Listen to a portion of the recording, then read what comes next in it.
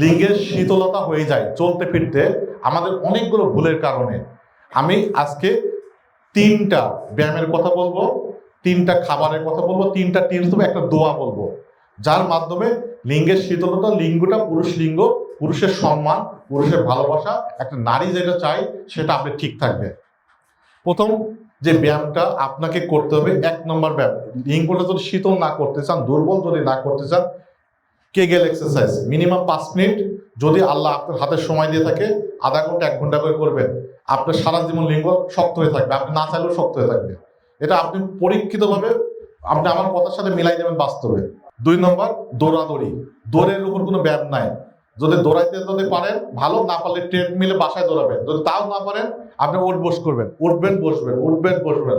Cycle থাকলে cycle কিনবেন, motor সাইকেলের ক্ষতি হয়, সাইকেলের উপকার হয়। বিদেশে উনি দেখছেন সাইকেল আছে, তাই না ভাই? বিদেশে অনেক দেশে ভালো ভালো দেশে সাইকেল চালায়, জাপানিরা অনেক সাইকেল চালায়, ওরা জানে, ওনার কিন্তু টাকা আছে, কার গাড়ি কেনার, মোটর সাইকেল কেনার টাকা আছে। আর আমাদের দেশে লোন তুলে মোটর সাইকেল কিনি। চাইনাতে গেলাম, খালি ইলেকট্রিক বাইক, ওই বাইকগুলোর দাম কত, 1 লাখের নিচে। কিন্তু বাংলাদেশে কিনে R15, যা সত্যি তাই বলছি। বাপ কি লোক প্যান্ট, জিন্সের প্যান্ট পরে পিছন দিয়ে খুলে পড়ে যায়, বাপ বসে বলে ভাত খাবো না, ছেলে বলে ভাত খাবো না, ট্রাকের নিচে পড়ে থাকে। এই কুরবানি ঈদের সময় মিলাই দেখবেন, হাই রোডে দেখবেন যে ছোট ছোট বাচ্চা 9-10-এ পড়ে বা কলেজে পড়ে R15 চালাচ্ছে, এত ভারী গাড়ি চালাচ্ছে। আর যারা বিদেশে থাকবেন দেখবেন পাতলা পাতলা গাড়ি চালাচ্ছে, মোটরসাইকেল, সাইকেল চালাচ্ছে। তাহলে আমরা দৌড়াদৌড়ি করবো, সাইকেল চালাবো, তাহলে আমাদের ব্লাড সার্কুলেশন বেড়ে যাবে, লিঙ্গ তত্ত্বটা শক্ত থাকবে। 3 নম্বর পয়েন্ট, স্কোয়াট। স্কোয়াট বা পেটের ব্যায়াম, যেগুলো একটা পেটের ব্যায়াম। আমাদের লিঙ্গর আশেপাশে যে মাসেলগুলো থাকে, পেশিগুলো থাকে, যত শক্তিশালী হবে আপনার পেটের চর্বি যত কমে যাবে, তত বেশি লিঙ্গের গ্রোথটা ভালো আসবে, আপনি বৃদ্ধ বয়সে একটা শক্তি পাবেন। 3টা খাবার, হাঁসের ডিমের কাঁচা কুসুম, গরম দুধ, তাহলে জীবাণু মুক্ত হয়ে যাবে।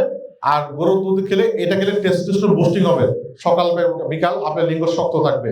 বেদানা, বেদানার রস খাবেন, বা যে কোনো টাটকা ফল, মালটা খেতে পারেন, ভিটামিন সি পাবেন। লেবু, করমচা, বাতাবি লেবু, ভাতের সাথে একটু করে লেবু খাবেন, লেবুটাকে কেউ অবহেলা করবেন না। টক খাবার ছাড়া ভিটামিন সি আমাদের বডিতে আসে না, কারণ সব ভিটামিনই আপনি ডাইরেক্ট পাবেন, কিন্তু কাঁচা খাবারে ভিটামিন সি থাকে, কারণ সিদ্ধ করলে ভিটামিন সি নষ্ট হয়ে যায়। তো ফল, বাংলার যেগুলো কলা, আপনার আম, যেগুলো ফল 3 রকমের খাবে, তাহলে 3টা ফল খেলে আমাদের বডিতে প্রায় অ্যাবাউট 30 ভিটামিন মিনারেল লাগে। আমরা বাঙালিরা ভাত ডাল আলু ভর্তা খাই, তো এর কারণে অনেক ভিটামিন, যেমন আপনার ম্যাগনেসিয়াম, আপনার vitamin B7, বায়োটিন, folic acid, iron, অনেক কিছু ঘাটতি থেকেই যায়। আপনি 100% 30টা তো মেটাতে পারবেন না, তখন আপনার 20টা মিটছে, 10টা ঘাটতি আছে। দীর্ঘদিন ধরে আপনি সাফার করবেন বিভিন্ন ডিজিজ, আপনি বুঝতে পারবেন না। সেই জন্য বিদেশিরা মাল্টিভিটামিন খায়, ঠিক না? ওরা একটা সাপ্লিমেন্টে, ঘুমানোর সময় সাপ্লিমেন্টারি খেয়ে নেয়। তাহলে আমরা অনেক সময় এটা দিই, রোগীদেরকে লিখে দিই, অথবা আপনারা খাবারগুলো খাবেন। 3টা ফল খেলে মোটামুটি খাবার করে যায়, সেটা ফলের প্রতি একটা ভালোবাসা থাকতে হবে। আর আপনারা early to bed early to rise, মানে একটু আগে আগে ঘুমানো। বিদেশিরা আগে আগে ঘুমায়, আমরা মনে করি সারা রাত জেগে থাকে। আমি কয়েকটা দেশে গেছি, কয়েকটা দেশে দেখলাম যে ওদের মার্কেট টার্কেট আগে বন্ধ করে সব ঘুম টুম হয়ে যায়, ফজরের নামাজের পর পরে কাজ শুরু হয়ে যায়। তো আমরা এখানে 3টা ব্যায়াম আর 3টা খাবার বললাম, আবার 3টা টিপস, যে টিপসটা আপনার কাজে লাগবে। একটা হচ্ছে ডায়াবেটিক প্রেশার যেন আপনার না হয়। ভাই, যাদের ডায়াবেটিক প্রেশার হয় না তারা আল্লাহ শুকর আদায় করবেন, আর যাদের হয়ে গেছে তারা এটাকে কিভাবে কন্ট্রোলে রাখা যায়। এটা পাগলা ঘোড়া, এই পাগলা ঘোড়া, পাগলা হাতি। ডায়াবেটিক প্রেশারকে বলা হয় পাগলা ঘোড়া, পাগলা হাতি। এটা যদি খেপে যায় আপনার স্ট্রোক হবে, কিডনি মিডনি সব নষ্ট হবে, আপনি ধীরে ধীরে দুর্বল হয়ে যাবেন, আপনার সেক্সের ওষুধ কাজ করবে না। সেজন্য ডায়াবেটিক যেন না হয় এটা সতর্কতা, কেন হয়ে গেলে কন্ট্রোল রাখেন, এটা আমার কথা।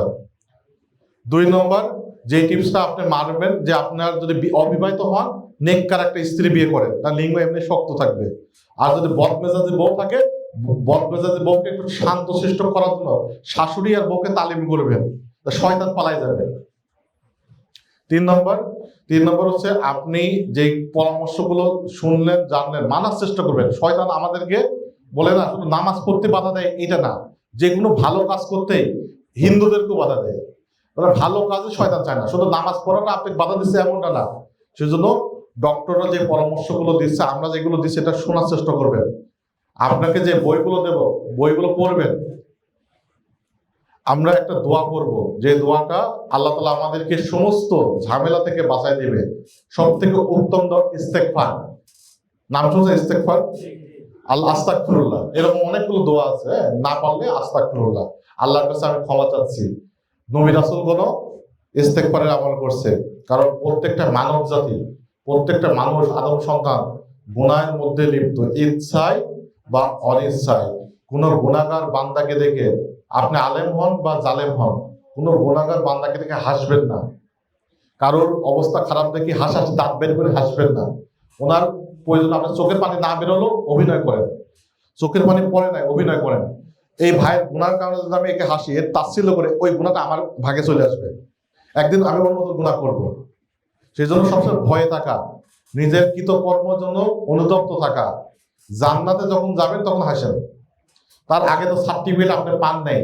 ইস্তেগফার করলে হয় কি, আপনার আমার ওষুধগুলো অনেক সময় কি জানেন ভাই, এই ভাইয়ের যে ওষুধটা দিয়েছি ইনাকেও কাছাকাছি দেব, এই ভাই কাজ করেছে, ওনার কাজ করে নাই।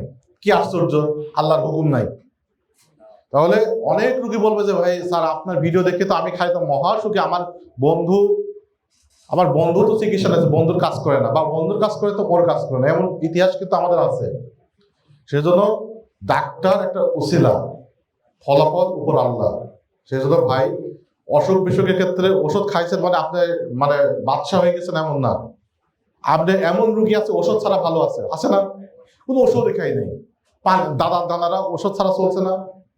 তো ভাই সেই জন্য আপনারা ধৈর্য ধারণ করবেন, আমরা যা করার আপনাদেরকে তাই করব। আমাদের পুরা টিম আপনাদের জন্য, এতগুলো লোক, এতগুলো ডিপার্টমেন্ট, নিচতলা থেকে আটতলা পর্যন্ত, এখানে খাবারের ক্যান্টিনও আছে, বিশুদ্ধ খাবার প্রত্যেকটা রোগীর জন্য, আমাদের জন্য না। আমি আবার খাবো এরকম না, মানে আমার আগে রুগী তো পরে স্টাফ। আপনাদের জন্য সবকিছু ব্যবস্থাপনা করা হয়েছে, প্রত্যেকটা সেক্টর আপনার সেবায় নিয়োজিত।